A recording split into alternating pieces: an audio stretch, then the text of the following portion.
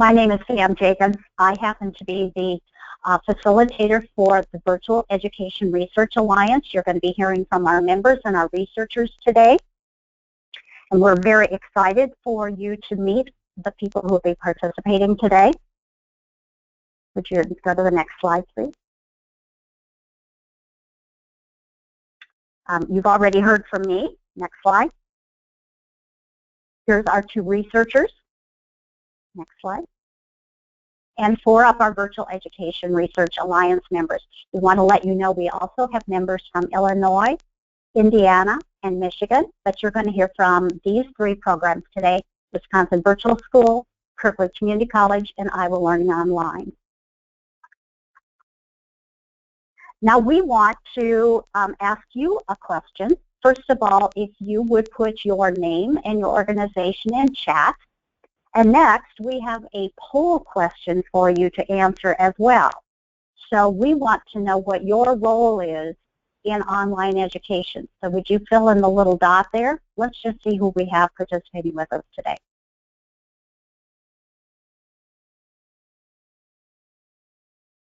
Give you a couple more seconds.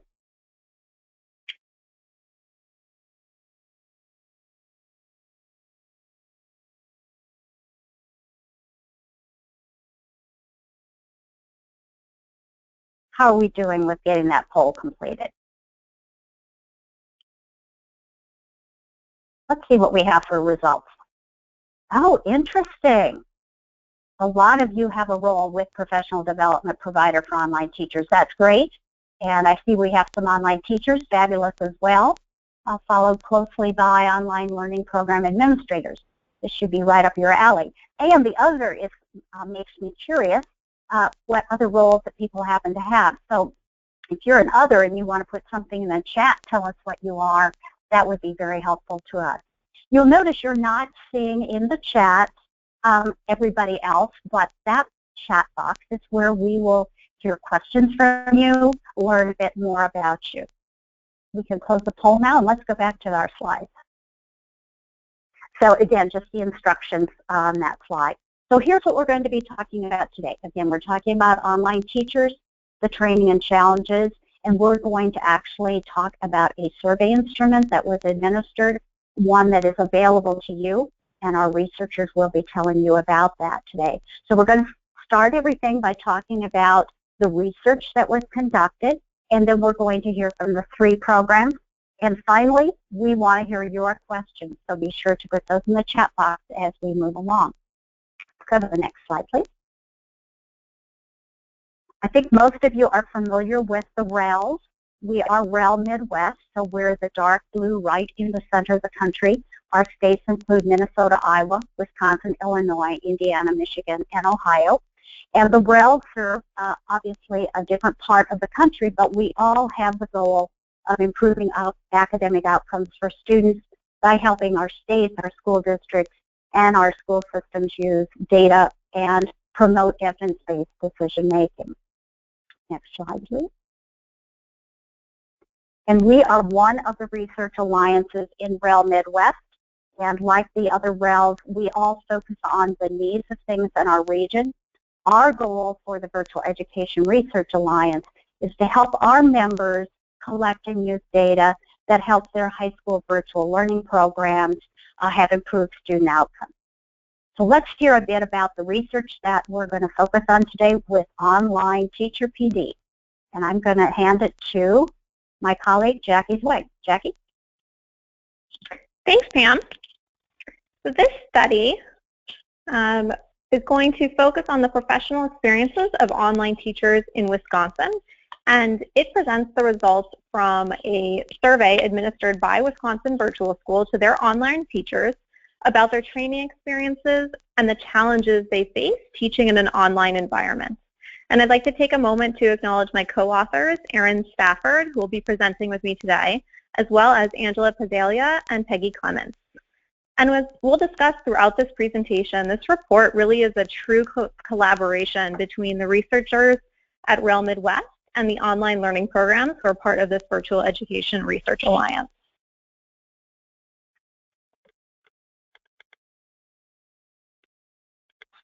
Before we jump into the study questions and findings, we thought it would be helpful to provide some additional context. State virtual schools exist in about 24 states, and they're serving almost a 500,000 students.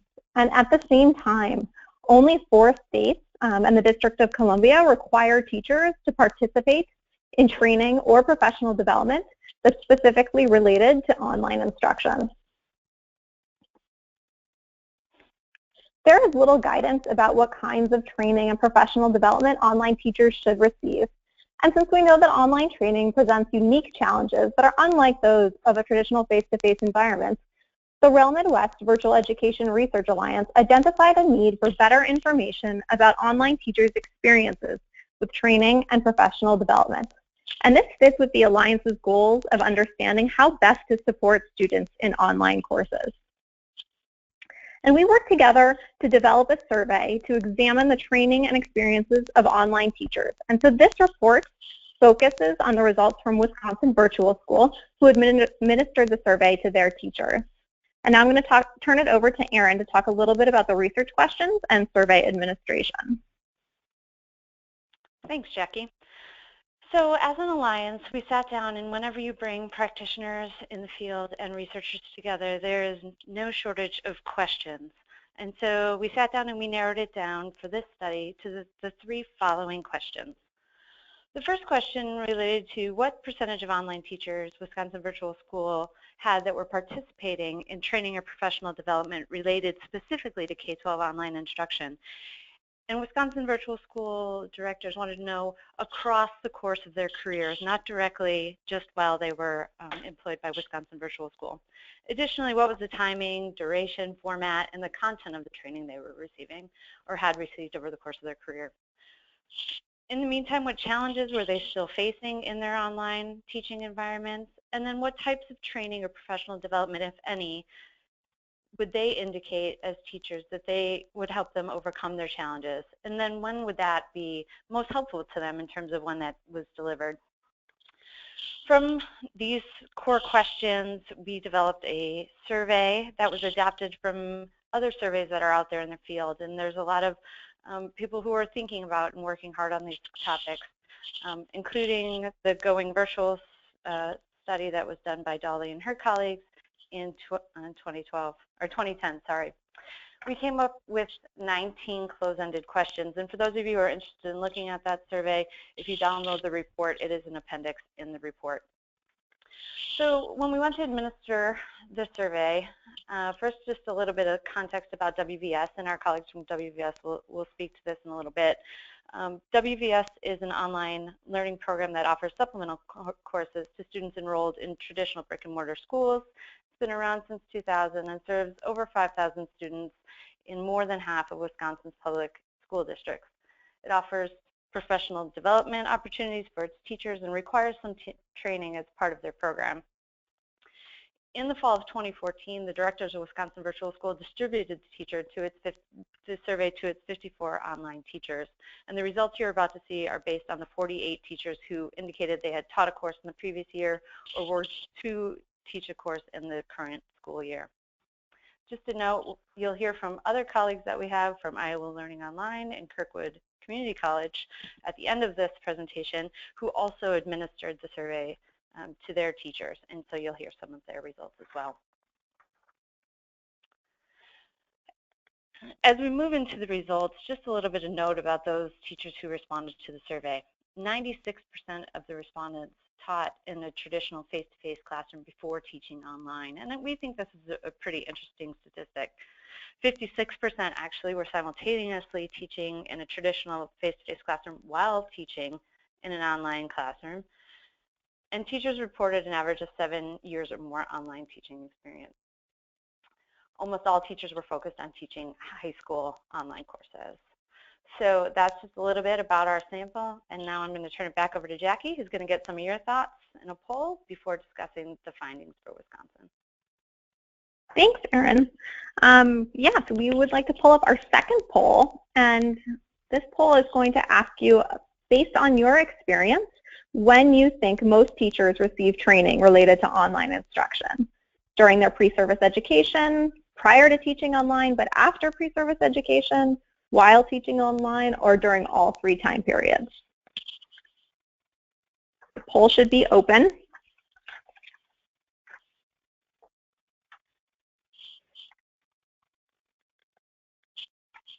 Great. Can we see the results?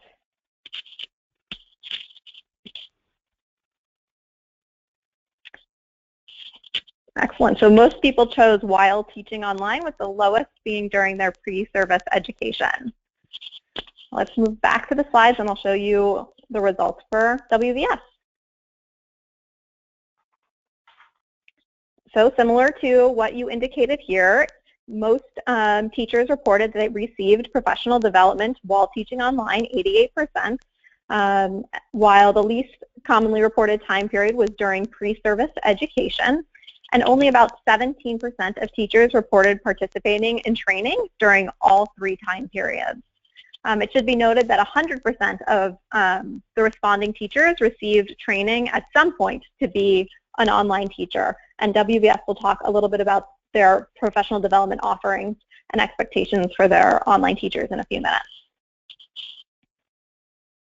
And the most commonly reported professional development experiences included attending a multi-day workshop or conference, and about 90% indicated that they participated in either the multi-day or the ongoing training sessions. The least frequently reported types of professional development included observing a colleague, and then about a little more than a quarter of teachers reported independently reviewing online discussion forums, websites, or blogs, or receiving support from an administrator.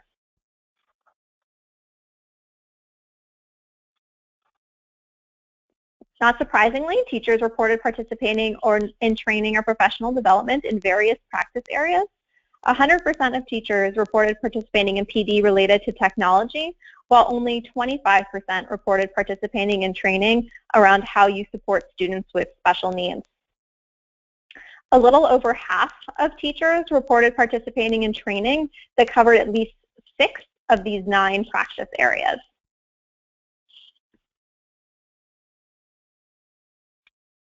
WS teachers' most frequently reported challenges were related to student perseverance and student engagement.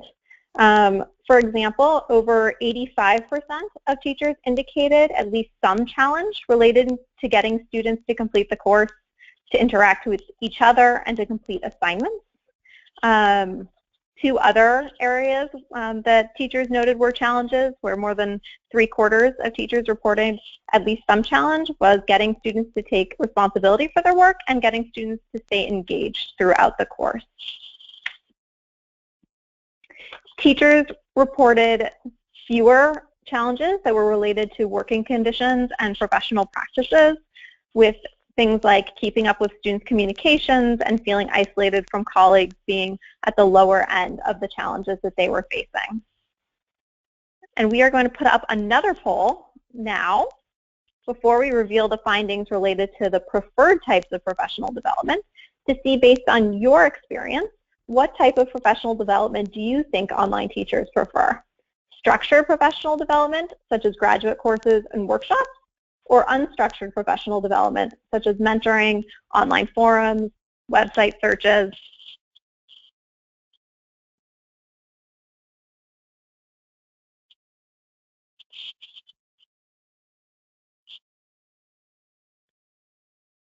Okay, can we see the results?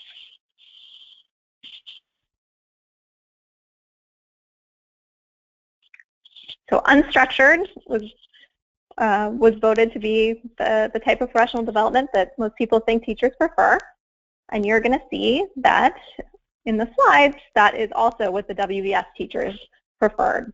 So most teachers preferred unstructured professional development rather than structured professional development. So for example, and this is particularly true for the top challenges that we just talked about. So for example, 51% of teachers reported that they believed unstructured professional development would help them support students completing an online course, compared with 28% who thought structured professional development would help them address that challenge. And so it is important to note that for each of the top 5 challenges, between 9 and 21% of teachers indicated that additional professional development was not necessary. And before we turn it over to the leaders of Wisconsin Virtual School, I'm going to ask Erin to talk a little bit about the general implications of these findings. Thanks, Jackie. So really for us, there were two core areas that we saw as implications. The first one being that this was one study with one program, and for us that led us to think other state online learning programs, state departments of education, employers of online teachers, may also wish to examine these types of questions around training and professional development over the careers of their teachers and how those professional development opportunities are currently being offered within their jurisdictions. The other area of implications led us to a variety of questions that, as researchers, we felt could be further studied, and for our practitioner colleagues, they felt that they could really dig into in their programs. And those questions fell into three areas. One was related to instructional practice, and really around how can online teachers better engage their students in online courses. Other questions that we had related to professional development, what structures and policies are out there, or what might be necessary for online teacher professional development. And are different types of training opportunities available to meet the varied needs of our online teachers? Are both structured and unstructured opportunities offered to address the challenges they are actually facing in their environments? And the third area related to training. When and how are teachers being trained? And how should or could pre-service programs integrate online teacher training into their pre-service education? As we said earlier, other online programs may want to administer this survey or a type of survey like this, and you can access the survey via the appendix of the report. Now I'm going to turn it over to our colleagues, Dawn and Michelle in Wisconsin Virtual School, to talk about how the results of this study have influenced their work in Wisconsin. And I believe Michelle's going to start. Thank you, Erin, and thank you, Jackie, and to all of you for the opportunity to share with you today. WVS is the state-led supplemental program serving students in grades 6 through 12, and I'm going to ask for some help here on the next slide, please. As a collaborative partner of the Wisconsin Digital Learning Collaborative, along with the Department of Public Instruction in the Wisconsin eSchool Network, we provide pathways for schools to enter the digital learning space, whether completely online or blended, as well as providing professional learning to facilitate that process. Together, we work with 230 districts, over half in the state. WVS partners so districts can either use their own highly qualified teachers in our infrastructure and digital content, or we can provide a qualified teacher too. Our teachers are hired as consultants, and the majority work in K-12 districts. We have some stay-at-home mom and dads, and we have some teachers who have retired from their face-to-face positions and are just keeping a course or two online. Next slide, please. The survey revealed to us that WVS is a major player in providing ongoing professional development for teachers, that they found it useful, and that they really valued it. The survey also confirmed what we were hearing verbally or had seen on other individual PD evaluations, in that training for the online courses also changed teaching practices in their face-to-face classroom. They really liked flexibility and options for delivery. They also wanted the ability for concepts to be applied to real-life situations, allowing them to implement what was learned, and then for us to provide some feedback, or their peers provide feedback. They also wanted to continue to meet at least once face-to-face. Since student engagement and perseverance were key areas of focus, we looked at how we could not only provide professional learning, but additional support, which led to some changes in policy, or those expectations for participation and practice, really the what, the place, the pace, and the time, along a continuum of low, medium, and high intensity facilitation. For example, teachers now hold online office hours at a time that meets their needs using a synchronous tool that we provide. We've also added 24/7 tutoring service, as well as a separate orientation course that is facilitated by our online teachers and is free of charge for districts to enroll students in, really to help students reflect about online learning and to help them develop skills prior to enrollment in the course for greater credit. Next slide. The survey questions based on the crosswalk of the in-task Model Core Teacher Standards and the iNACOL National Standards for Quality Online Learning helped us to hear our teachers' voices related to their professional learning needs and surfaced some larger focus areas as seen here in the bubbles. We implemented professional learning communities that are facilitated by the teachers' peers to meet the unstructured preferred method. We also, though, utilize these same facilitators to hold quarterly synchronous or structured sessions that are recorded connected to the focus areas. Student engagement and perseverance are woven into each major area of emphasis. Next slide. Both the face-to-face session and our annual conference day included these focus areas as well.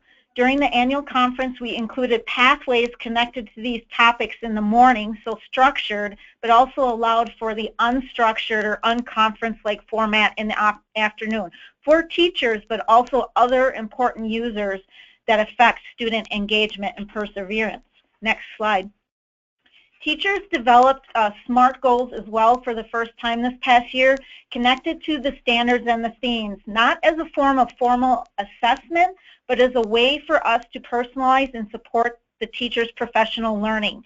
We continue to visit the best practices for delivery of professional development that is productive, efficient, measurable, and addresses the needs of the WDLC collectively without duplication of effort, and making sure that we are incorporating both structured and unstructured opportunities based on standards. Next slide. As an example of productivity is a collaboration with 10 other state members in the Virtual School Leadership Alliance to carry out a book study, which really helped look at student engagement and perseverance through the spectrum of the length of a full online course. We also trained lead teachers in using Quality Matters programs and rubrics to assist with evaluation of content developed by national vendors and to assist with peer review of course additions like welcome folders and or course customizations with a special focus on formative and summative assessments. Next slide. In order to meet the professional learning needs, the WDLC has built, is building, and we have purchased some on-demand professional learning modules, allowing us to use our infrastructure and personalize the professional learning experience for our adult learners. Dawn Nordine, Executive Director of WVS, will now share with you how the results are connected more widely to what is happening in our state and nationally. Next slide. Thank you, Michelle.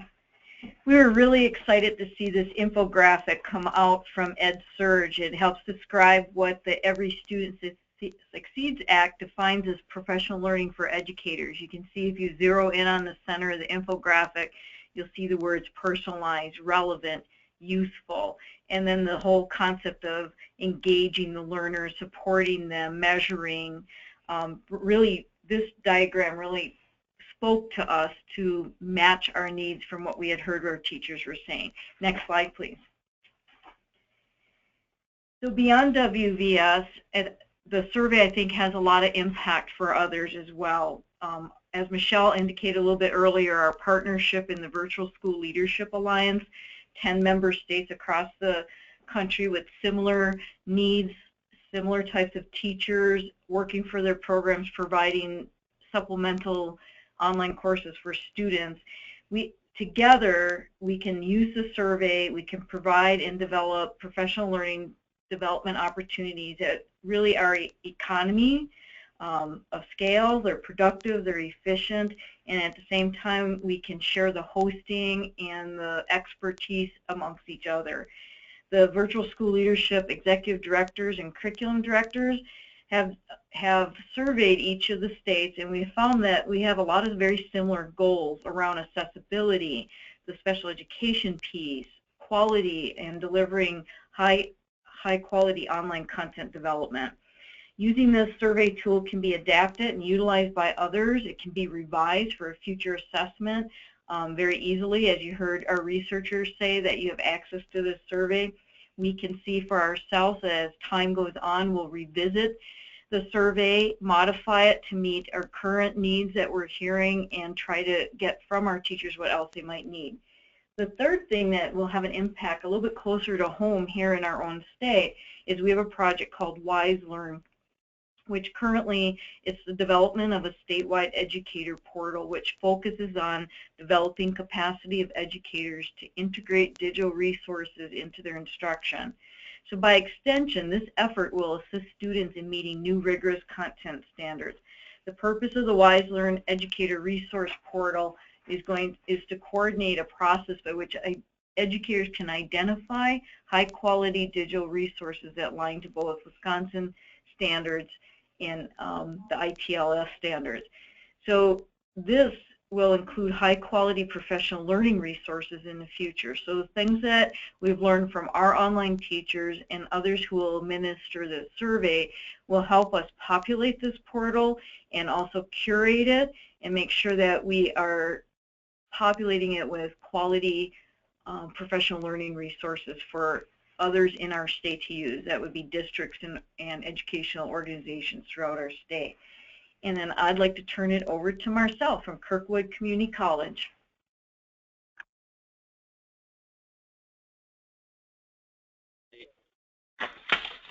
Thank you very much, Dawn. Just to share a little bit of information with all of you today about Kirkwood's program, and we'll share a little bit as well about the results when we conducted the survey with our staff. So Kirkwood Community College is based in Cedar Rapids, Iowa, and we serve the 7-county region surrounding us, but we also do some work beyond that as well. Kirkwood has had a correspondence program for high school transfer credit classes since the early 1970s. In the early 2000s, we expanded that program into online educational classes, and in 2007, we ramped up our course offerings as well. We serve somewhere between 750 and 1,000 enrollments annually, and those are students from across the state of Iowa. In our program, the local school district must provide permission to the student to take the class and to agree to grant credit for it back at their home school district. Those students that work with us come for a variety of different reasons. Some are taking classes for credit recovery purposes, others are taking classes for credit advancement, and still others have a schedule conflict or some other need to be able to take a class in an online format. We hire 18 part-time course facilitators. All of these individuals, as I said, work on a part-time basis. We have one full-time instructor coordinator who helps assist with the program. Our online facilitators are retired teachers who, similar to what we heard from the Wisconsin virtual program, they are taking a class for 1 or 2 at a time just to continue to be involved in education. We have other teachers, though, that will do this and teach full-time on a day-to-day basis in a regular K-12 school and then work with this on the side for us as well. We offer over 40 semester-length courses. Our courses are provided by a content provider, and we do use the core content courses for those purposes. We do not have a credit recovery module where students can come in necessarily and skip over portions of courses. We do require them to take the whole course. So as mentioned earlier, we were involved in the development of the survey. So we looked at the questions that should be provided and then gave feedback and input based on those. We administered the survey in the fall of 2014 and had 17 of our teachers respond to the survey. So we almost had all of our instructors respond. If you could advance to the next slide, please. So similar to what we saw with Wisconsin Virtual Schools programming, as you can see here, most of our teachers also receive their PD while teaching online. As I mentioned, a lot of our teachers are retired individuals who have been teaching for a number of years, and so for some of them this was their first experience teaching in an online format with us and receiving professional development as to how to do that. We do have some others, as you can see, that had some prior experience before working in our program. Next slide, please. Our results are very similar as well in terms of the variety of PD for online teaching that they've received. Most of our classes are done asynchronously, so we have a little bit of different results than what you saw previously in terms of the facilitation. Our facilitation rate is a little bit higher. We want to make sure that our instructors have good skills in terms of working on those areas for student engagement and how to help navigate students through courses. Where we differ a little bit as well as on the other end, because we do not provide customized courses and we use content provided by online course providers, our PD offerings don't really go into customization and online course development. So our results do show that as well. Next slide, please. When it comes to the challenges that Kirkwood faces, they're very similar to our other partners that were involved in this study and conducting that information as well. Students to complete assignments for their courses, keeping them engaged, and helping them take responsibility for their work were areas that we found concerns from our instructors. The least frequently reported challenges included setting up course expectations and managing time. So we've worked with our instructors as a result of this, the results of the study that we have, to take a little bit more look at how can we make our courses more engaging, how can we make sure that there are milestones that our facilitators are achieving with our students in terms of making contact with them. We've had some policies set up in the past, but we've looked at those policies and done some review, provided them with some additional opportunities as to how to make engaging, such as things like online office hours for those students, and also provide them with some additional tools in those areas. So I would like to turn it now over to Gwen Nagel with Iowa Learning Online, and she can share with you the results. Sure. Thanks, Marcel. I think I will need help advancing my slides, please. Next slide. Yes.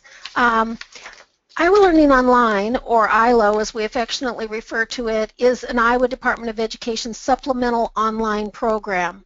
And that simply means that we work at the behest of the school districts. We're there to provide them with additional support for their existing curriculum. We expand student distance learning opportunities for students, and we are available for use by any accredited public or non-public school district in the state of Iowa, plus homeschool students who are dually enrolled in their local school district. And that means basically they have a cafeteria style approach to their child's education. They may do portions of it at home, and they may select courses from the district that they wish for their child to participate in, or activities. With Iowa Learning Online, local schools and districts award their students the credits based upon successful completion of the ILO course. We send a percentage score to the school districts. We are a big local control state, so they often have slightly different grading scales. So whatever our 92% is to us may not be the same to every district across the state. So we allow them to do that offering of credit. Also, every district must provide a student coach, which is a liaison between our teacher and the parent and the student in the school district. ILO is also permitted by the Iowa legislature to satisfy what we call the offer and teach requirement. In our Iowa Administrative Code, Chapter 12, it dictates what courses and what sort of instruction will take place in school districts so that they can remain accredited by our state. When a school has a problem finding a teacher, say in physics out in the rural areas, we are given the legislative permission through a Department of Education waiver that they must fill out, and we must approve to be their physics teacher for 1 year at a time while they're continuing to look for a teacher. Next slide, please. We were so excited when we became a part of the Virtual Alliance and we started talking about this survey with the researchers. It's really great to have someone ask you, what would you like to know about your students, about your teachers, about what's going on in your school? Research seems to be the one thing we often don't have the time, the money, or the staff to do the things that we would like to. The challenge came in narrowing down the questions and focusing on just a few instead of the 20, 5 questions that we would have loved to all had answered too. But we, together as a group, and in the Alliance, came to an agreement, and I think we were all very, very happy about its the way it has turned out. ILO administered the survey to its online teachers in the fall of 2014. We had 16 teachers respond to the survey. That was a time period where we were just beginning a tremendous scale up. So now, just in comparison, we have 54 teachers that we could administer that survey to and see if the results were any different. Almost all of our teachers, I would say 90% at least, teach full-time face-to-face in a face-to-face classroom. Some are retired, some are stay-home parents. We do allow teachers who are Iowa residents and move out of state. If they continue their Iowa licensure, they can continue to teach for Iowa Learning Online. Next slide, please. All teachers reported participating in either in structured or unstructured professional development or training specifically focused on online instruction. Unlike other programs, in Iowa, approximately 55% of our teachers reported receiving professional development or training prior to teaching online, but after pre-service education, and approximately 60% reported participating in professional development while teaching online. Similar to the other programs, few reported receiving training during pre-service education.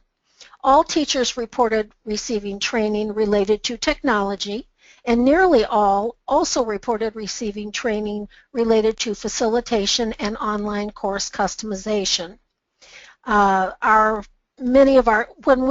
We do have some courses that we have developed. Some we purchase from vendors, but we license or purchase them with the right to be able to change them to meet Iowa's core requirements and also our 21st century skills or any other content that we would wish to add or subtract from that course. The current ILO professional development offerings and planned changes that this survey resulted in, we are now targeting teachers with professional development by observing them more closely and by having teacher meetings. Generally they're departmental, but sometimes there's a mix of teachers in there on a monthly basis to have them talk to us about professional development needs and for us to provide some just-in-time professional development to them. Next slide, please. Teachers reported challenges related to student perseverance and engagement as they did in the other states. And similar to other programs, this included getting students to complete their assignments and the course and getting students to interact with each other. Teachers also reported that navigating technology, using collaborative tools, and engaging students' parents were challenges, at least to some extent. The least commonly reported challenges were setting course expectations, assessing students in online courses, and supporting students with special needs. We're very lucky in Iowa to have a very strong special education support service through our regional service agencies. And when we have a student that's identified as having an IEP or a 504 plan, our teachers work very, very closely with the local teacher on the ground that's working with that student every day. Also, we, knowing that engagement, and perseverance was a challenge, and we also know from research that early and continued engagement is a key to successful online learning, we began to conduct weekly, what we call web checks. And this lets us know immediately when a student is falling behind, when a teacher possibly is not engaging. So we use that data to work with our teachers, with our students, with our coaches in the district, and sometimes with parents to keep that student engaged. And we've noticed a significant difference in the drop fail rate just in one semester from that work. Next slide, please. We'll turn back now to our facilitator, Pam Jacobs, for questions. Thanks, Gwen. In fact, we've got all of our participants today are going to be unmuted, and we've got questions coming in. Keep on sending those into the chat. But let me go ahead and start with the first question. Of the three programs, the four presenters today, I'd like to have you reflect on what suggestions you have for others who are participating in our webinar today who might be wanting to administer the survey, and what advice do you have for them, either about how to administer to get good results or time of year or anything like that. Dawn and Michelle, let's start with one of you. Yeah, thank you for that question. We tossed that around quite a bit on what was a good time, and there really is not, doesn't seem to ever be a great time. But if you have the opportunity like we did where teachers were coming together face to face, we really emphasized with them that this would be coming out soon, that it was really important for them to take it because this was going to set the stage for their professional learning, and we really wanted them to understand that we were going to take this data seriously, and every time we made a policy or a procedure change, we were going to connect it back to this is what you said in the survey, and this is why we're going forward or progressing that way. Suggestions for the survey, I would say really be clear. We had talked to some more about defining structured and unstructured PD just a little bit more, perhaps giving them a few more examples of what might be possible in those categories. And you had a really high turnout. All three programs had really high turnout as far as response rate of their teachers. So any tricks other than saying we're going to use this information for our future PD? We were just, this is Dawn from Wisconsin Virtual School. We were just, Michelle and I looked at each other and smiled a little bit. This is one case in which we really didn't have to use any incentives. Our teachers really took some ownership of this when we, as Michelle said, we explained the importance of it and how it would really drive our professional learning opportunities and what we could do to help them individually as well. So we smiled in the fact that, well, we didn't have to do gift cards or a raffle or anything. They really went ahead and took the opportunity. I'm going to throw the question to our researchers. As far as they had a really good success rate in all three of these programs in getting the survey administered and returned. Any guidance you can give from your side of things as a researcher to make sure that you have enough results back or interpretation of results? Jackie, Erin, what would you say to folks who are going to administer? Sure, this is Erin. I think, you know, what Dawn and Michelle said is a big thing in terms of people feeling that their opinions are valued and actually going to be used.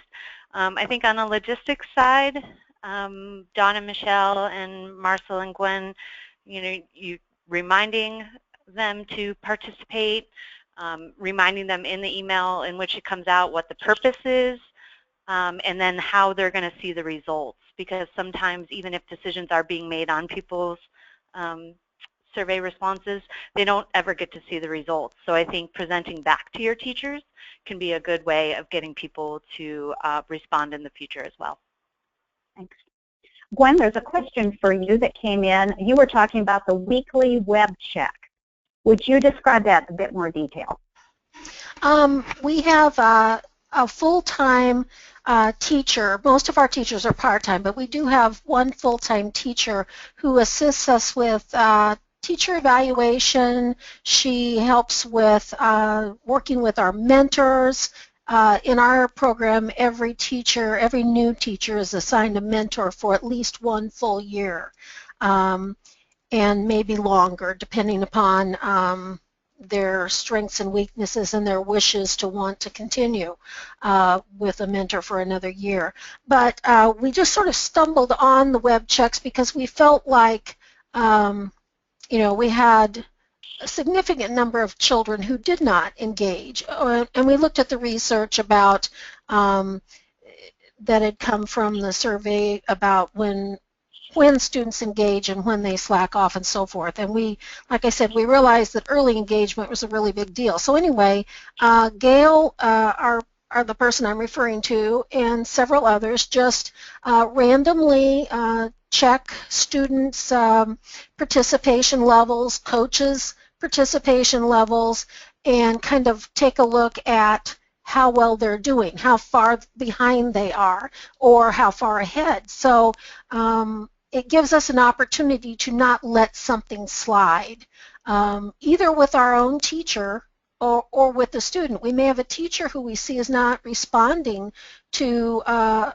student quickly or is not grading their work within the designated amount of time that we would like them to respond. So that gives us a chance to just, and it's not a gotcha sort of a thing. It's gently reach out to the teacher because they're used to talking to their mentors and Gail all the time, and just say, find out if there are any issues or anything we can do, or to provide further support. So it's really kind of working out very well. I'm curious to see if it will continue. Like I said, we've only been doing this for one semester, so I would like to see how this continues on down the road.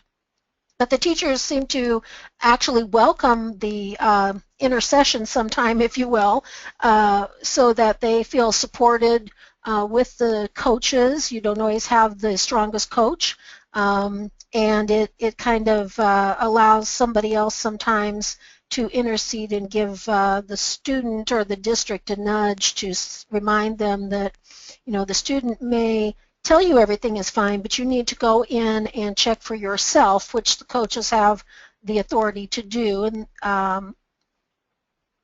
to see, are they really doing well?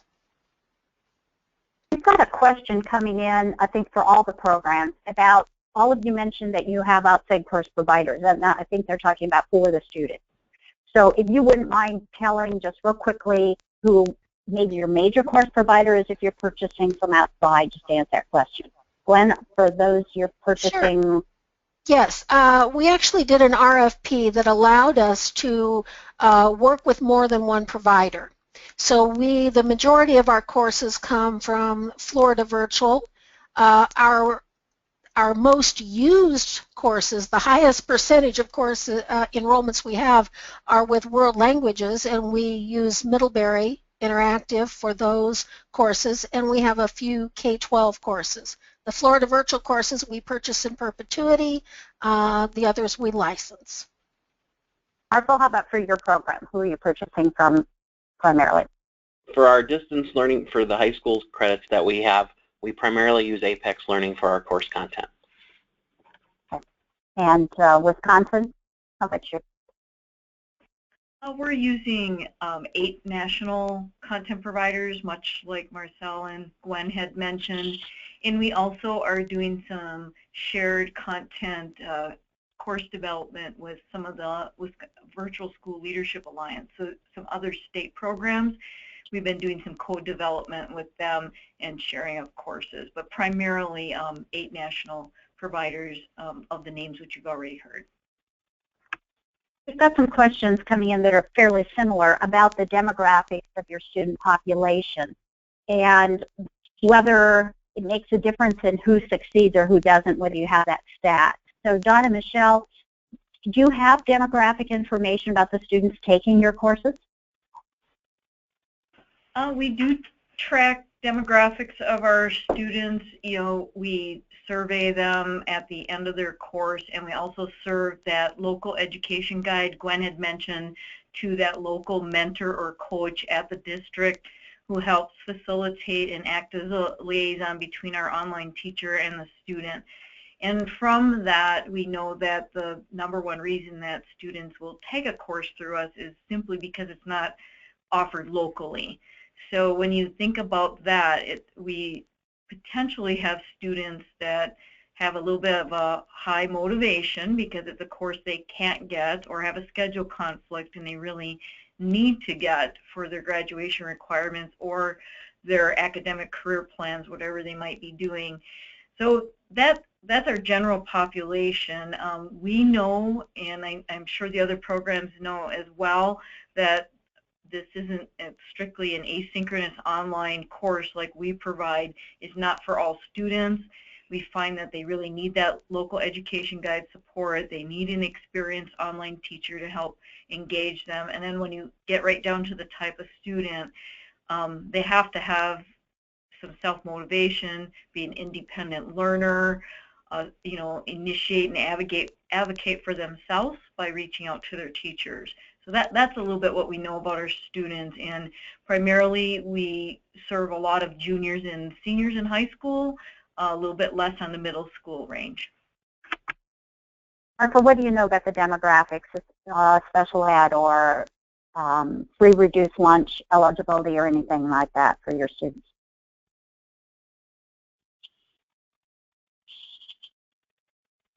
Marcel, can you hear?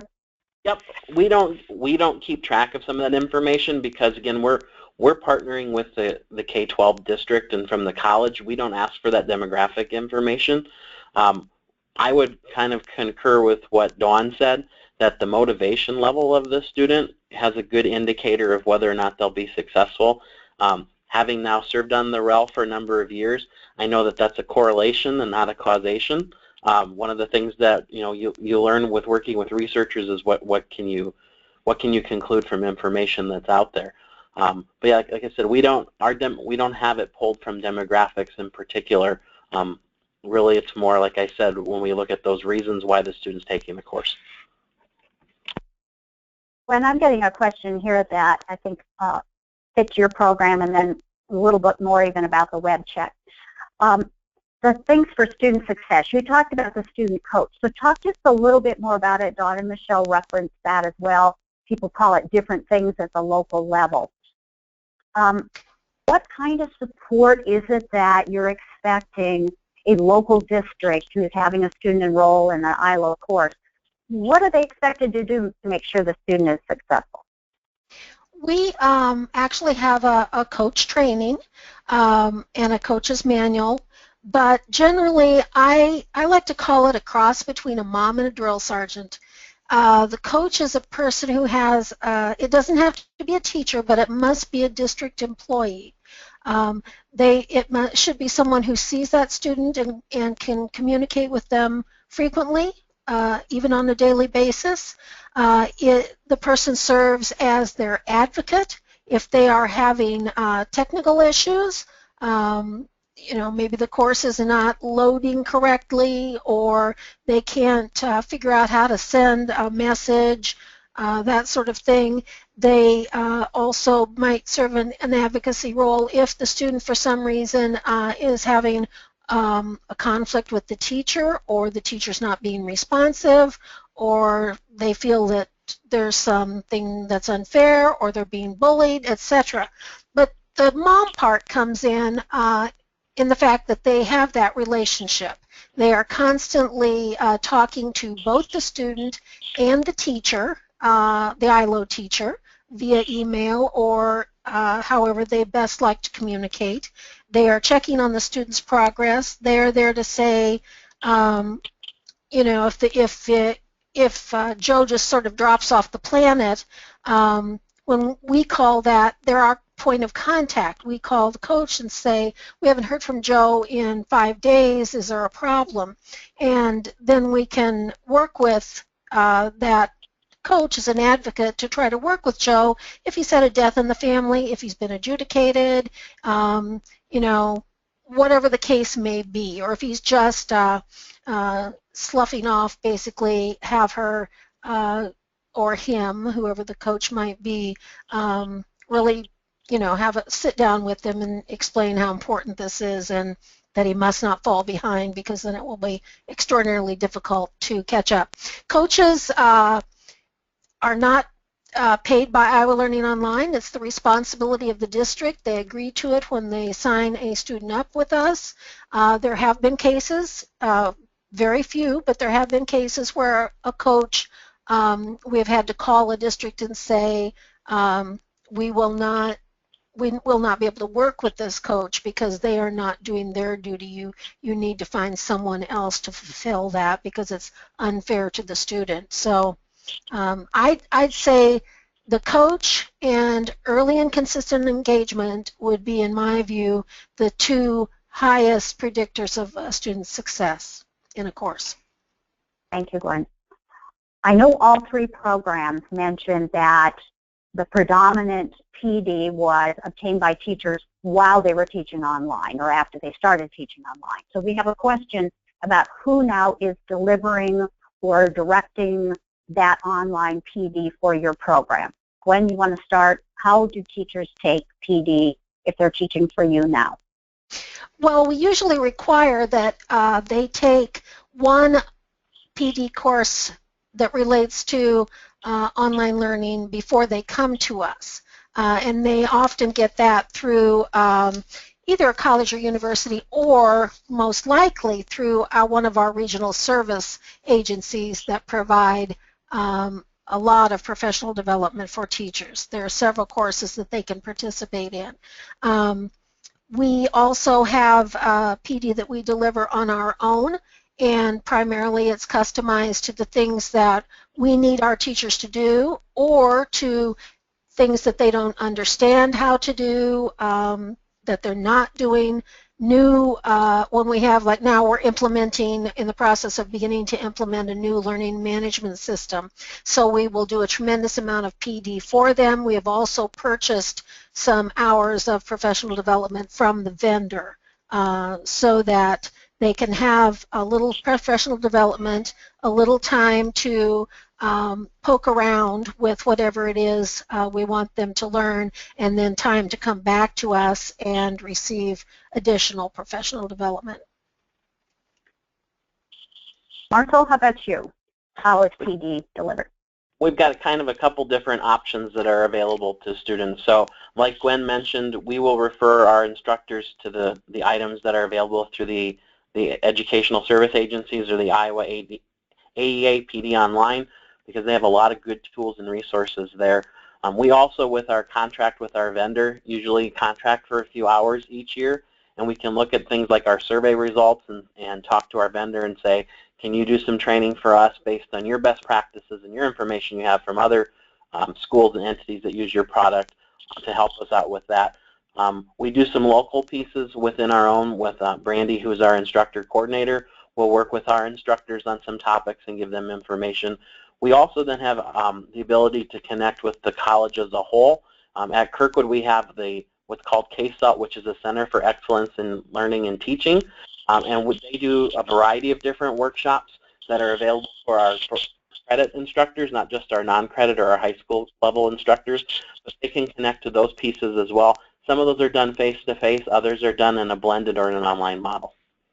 And Thanks, this Martha. is Gwen. I might add that a piece I forgot, we do bring them all together because they're all across the state, face-to-face, 1 or 2 days during the summer. So they probably enjoy that the most. I'm not sure it's necessarily the most effective of all the PD we provide, but they certainly do enjoy it, and it's good for them to get together. And we are almost out of time, so I can't turn back to Donna Michelle to get that answer, but if we could go to the next slide. For those of you who did not get your questions answered, my email address is on the bottom right-hand of the slide. Send your questions to me. If you know who you want to address them to, feel free to do that, or just throw the question out there and we will get back in touch with you in response. And again, in a day or so, we will be following up with an email. We want to hear from you about your thoughts of today's webinar, and so we'll send you a link so you can do an evaluation for us. It helps us plan future events. And again, on behalf of REL Midwest and the Virtual Education Research Alliance, thank you so much for joining us today. Send those questions along that we didn't get answered. Bye-bye.